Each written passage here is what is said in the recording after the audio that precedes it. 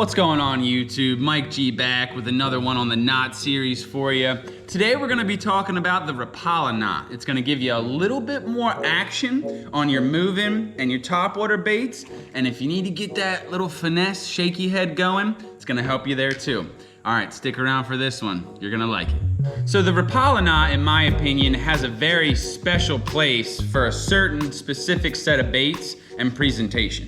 The Rapala knot is gonna give you more action on your bait than, say, tying polymer or something directly to the eye.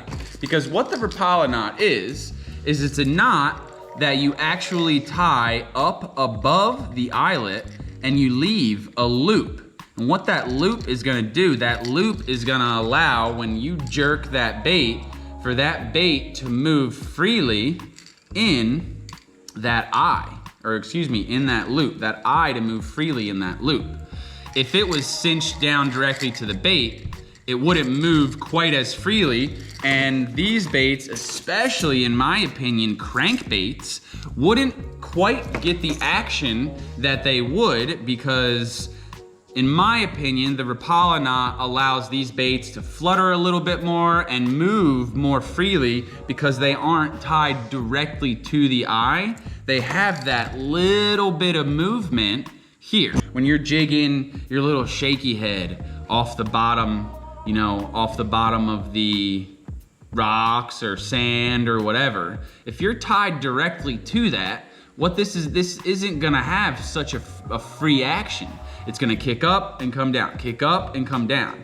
When you have that little bit of a loop there, it's gonna kick up, but then it's gonna sink and flutter just a little bit differently, and it's not gonna have that line acting and imposing such an outside force on it.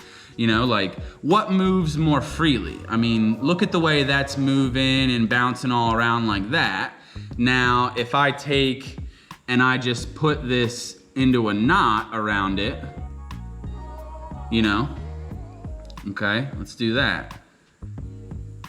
Now, how does it move then? Right? Look at that. You can see right off the bat right there, and I'm shaking it the same way. It just doesn't have as free of a movement. The line imparts the movement more so on it than the bait action itself. So what we're gonna do to start this knot off is we're just gonna go ahead and take that tag end of our main line and tie a simple overhand knot in that line, okay? So we just wanna tie a simple overhand knot in that line and leave yourself a little bit more excess on this, because this has a couple different steps, okay? So don't cinch that knot down. Leave that so you can get your line back through that here in these next couple steps. So the next step is to take your bait, put the tag end of your main line straight through your eye. And then what we're gonna do is we're gonna take the tag end of your main line and we're gonna go through that first loop that you made in your line. Now, don't cinch that down at all. And it may be hard with a heavy bait, so if you need to set it down or hold it in your palm or something, do so, because we don't want to close this initial loop that we made in our line up yet. What we're gonna do in the next step, making sure you're not closing that loop, is we're gonna go one, take the tag end of your main line and go 1, 2, 3 times around your main line, okay? This is gonna be tough for me to show y'all on this rope. So go 3 times around that. Now go straight through that first loop that you made, okay? And then come back through the loop that you just made there. Now let me go back through that, because that might be a little difficult to understand. So initially there, all we've done is we've gone through the eye of our bait, okay? And we've gone back through that initial loop that we made, right? So just go straight back through that. We're gonna pull that down, make sure it's still open so we can get back through it. Now we're gonna go with the tag end of our main line, 1, 2, 3 overhand loops over. Now you're gonna go with the tag end of your main line back through the initial loop that we made in your line, that initial very first overhand knot. Now what you're left with is this loop that you just made. Now what we wanna do is you wanna take that tag end of your main line now and put it through that loop, okay? Now we're done. And now it's time to cinch this down. Now with regular fishing line, you're actually able to just go ahead and pull on, give it some lube, spit on it, and just pull on both of these ends and you're able to tighten this up. Now let's see if I'm able to do that. And I am. It's a little bit tough, but I actually am able to do it on this rope for this knot. So this is what it's gonna look like when you're finished. You're gonna have your initial loop down here. You're gonna have your 3 loops here, kind of look like a little barrel, and then this is gonna be cinched right around that. And this knot it's not a super strong knot. Now I wouldn't be throwing this on a Texas rig, I wouldn't be throwing this on anything that I'm expecting to, really hammer on. This is very specific. It's definitely needed to be noted that you've tied this knot on, because in my opinion, I do think with enough force that you could get that out of there. I think it would take a long fight with a big fish and a lot of hard pulling. But I do think that you would eventually be able to pull this knot loose. But the benefit that you get with this knot, especially if you're making sure that when you're fighting fish with this, you do have the right rod, you do have the right line, you're not fishing 65-pound braid on an extra heavy rod. You're fishing maybe a medium or a medium heavy with, 12 to, even 17-pound fluoro or mono. But this knot, I'm telling you guys, it is gonna give you some of the best action that you could want in a bait. So let's go ahead and tie this on just a little 1.5 series KVD crankbait. And I'm just gonna go ahead and use the same 17-pound fluoro that I just did in the last video. So we're gonna go ahead and make our initial knot, or excuse me, our initial loop. Do not knot this. Go ahead and make our initial loop in the line. Just a simple overhand knot. And we're gonna run that straight through the eye of our bait. And now, we're pretty much done with the bait. I'm just gonna let it hang there and not do anything with it at all. We're gonna come up straight through that loop. And we're gonna pull it down basically to where we want that loop to sit in front of the crankbait, pretty close to that area. So I would say on this bait, I'm probably almost 3/4 of an inch, maybe 5/8 of an inch. So after that, we have our main line here, and then the tag end of our main line. What I'm gonna do is I'm gonna go 1, 2, 3 wraps around. I'm gonna go back through my initial loop. And then I'm gonna take that line and I'm gonna go straight back through this loop here, which is the loop that I just made with the last step. So let's redo that one more time, just so you guys get a good idea.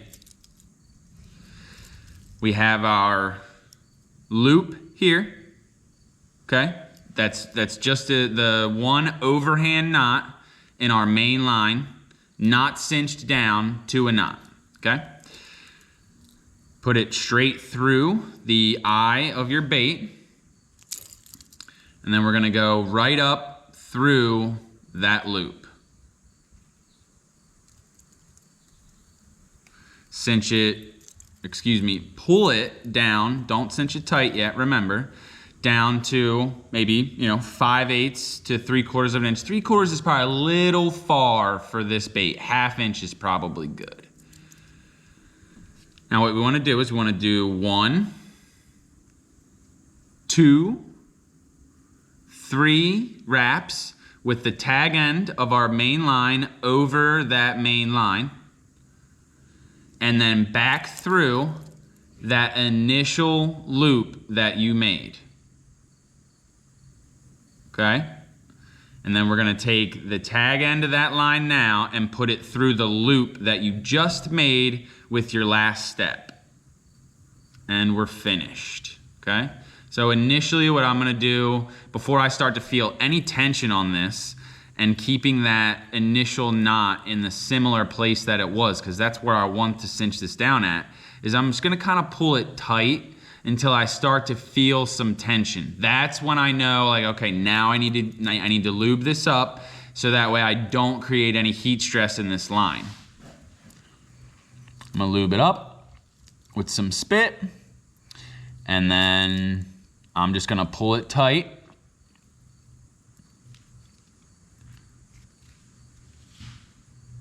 And cut the tag end of my line off once we're tight. And sometimes with this knot, you may have to, while you're pulling on the main line, kind of work this down into place. And then once it's all close, then you'll be able to pull them both tight. So there you go. Now you can cut this pretty close because, like I said, this isn't necessarily a knot that's gonna get tighter and tighter as we pull against it. I mean, it will to a certain degree, but mostly what's holding this is that barrel and those loops. So there you guys have it. The Rapala knot is an excellent, excellent knot that's gonna give you more action on your smaller baits, definitely on your small crankbaits, small jigs, your topwater lures, topwater poppers. Just having that loop there as opposed to a direct cinch to that eye is gonna give this bait its natural action and let it do what it wants and is supposed to do, as opposed to your line imparting its movement on it, you know? So tying this knot really allows me to use a little bit heavier line sometimes than I could get away with if I was tying directly to it, because I have that little bit of leeway with that loop helping me out. So if you guys wanna go ahead and get a knot like this into your repertoire, definitely I would say the Rapala knot is a perfect knot to just get a little bit more finesse technique on your baits. Now, if this looked a little bit intimidating to you, I know that it does have a couple extra steps and it can sometimes be hard to get that barrel to cinch down into that knot. I will have a knot coming up in the series. I'm not exactly sure what it's called, but it's a knot that I grew up tying my whole life, and it's very similar. I don't think it's quite as strong, but I've caught plenty of big fish on it and haven't had a problem. You just, you know, like I said, you have to work your drag a little bit. You have to be very conscious that, you know, you don't have a polymer knot on, or, you know, you don't have the strongest knot tied on, but more so what you went for here was action of the bait. So if you guys liked today's video, go ahead and hit that like button below. If you've been enjoying the content, hit that subscribe buttons. We're coming out with new videos all the time. Definitely stick around for the rest of this series because we got some knots coming out that you guys are gonna wanna see. All right, I'm Mike G. This is Largemouth Blast, and I'll see you in the next one.